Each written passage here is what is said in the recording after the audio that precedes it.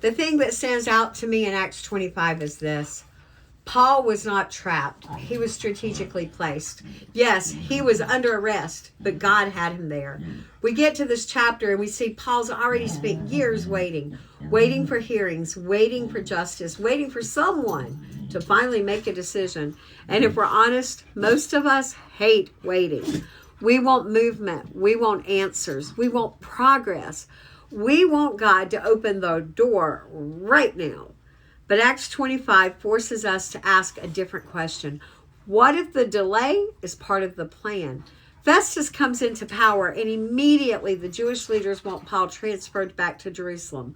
Not because they want justice, but because they want another opportunity to kill him. Remember, they've already tried once. Their hearts haven't changed. Their agenda is the same. Their hatred is just as deep as it ever was. And yet Paul remains protected, not because his life is easy, but because God is not finished with him. The thing that stands out to me here is how many people hear the gospel because of Paul's delay. Felix hears it. Festus hears it. Agrippa hears it. Bernice hears it. Roman officials hear it, and military leaders hear it. The audience God wanted Paul to reach was on the other side of the delay. And honestly, that's something I've had to learn in my own life. There have been seasons when I thought God was delaying things. Why isn't this moving forward? Why is this door not opening for me?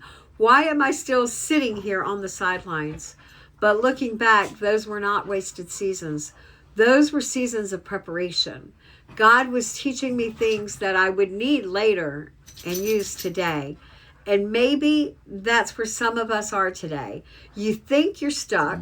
You think you're being delayed. And you think God has maybe even forgotten you.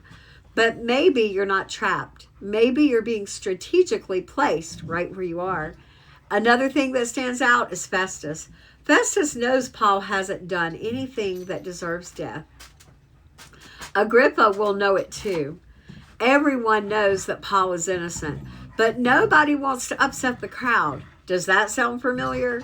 People-pleasing has imprisoned people more than chains ever will.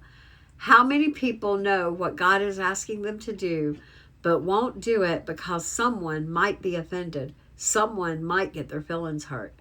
How many people know what Scripture says, but soften it because someone might not like it? Somebody might reject them. How many people stay silent simply because they're afraid of losing approval?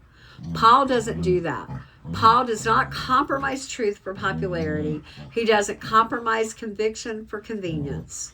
He appeals to Caesar because he knows that God has already spoken.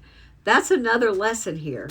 You don't need everybody's approval when you already have God's assignment. Sometimes following God's going to disappoint people. Sometimes it's going to make other people uncomfortable. Sometimes it's going to cost you opportunities, relationships, or popularity.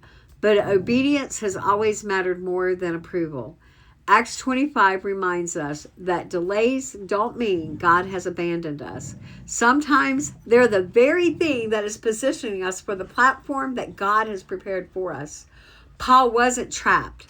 He was strategically positioned for God to use him. Maybe you are too. And excuse the dogs in the background. They're playful today.